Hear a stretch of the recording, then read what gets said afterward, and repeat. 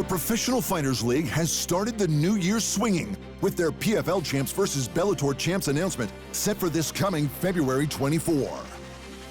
With last year's acquisition of Bellator, Seize the Throne will see the two MMA empires clashing in Riyadh, Saudi Arabia, where not one but 4 divisions in the PFL will be unified. Champions from the heavy, middle, welter, and featherweight divisions collide. Jesus Pinedo versus Patricio Pitbull.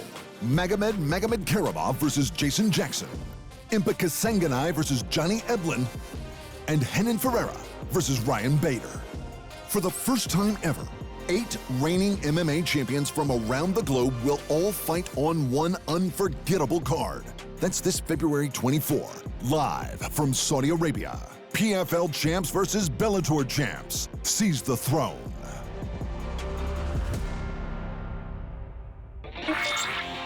To the UFC, Magomed Ankalaev may finally have another shot at the UFC light heavyweight title after Fight Night 234. The Russian scored a nasty knockout in the second round against Johnny Walker, and now he's got his eyes set solely on Alex Peireira and the belt. After a typically flashy first round from Walker, Ankalaev pressured forward in the second until he countered another wild kick from the Brazilian with a hard right hand. Walker went down. Another right hand obliterated his nose, and that ended the fight. I could have taken him down right away and won with my ground and pound on the ground. Instead, I wanted to send a message, said the Russian after the bout. I wanted to stand up and knock him out, and that's what I did. The current champ, Alex Peireira, is currently without a dance partner, and UFC 300 is currently without a headliner. So a bout with the champ isn't off the table. The main thing stopping Ankalaev from getting the next shot at the title is most likely Jamahal Hill. The former champ vacated the title before getting to defend it due to an Achilles tendon tear, so he's considered the #1 contender. Ankalaev, however, who fought to a highly contentious draw against another former champ, Jan Blachowicz, for the vacated title, thinks he's the more deserving contender. That's according to the numbers. The math works out. I'm more deserving of the belt because I have 10 victories, and 6 of them knockouts, Ankalaev said.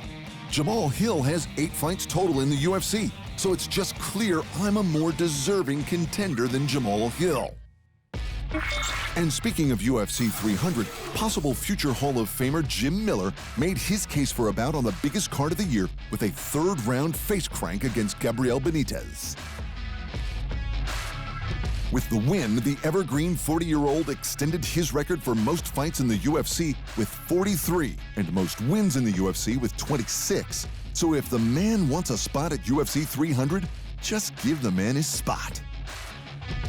Ankalaev and Miller both took home $50K performance bonuses at Fight Night 234.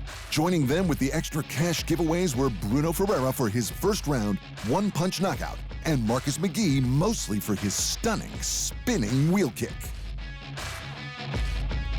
In other UFC news, former champion Germaine de Randamie is set to make her return to the cage after a 42-month hiatus.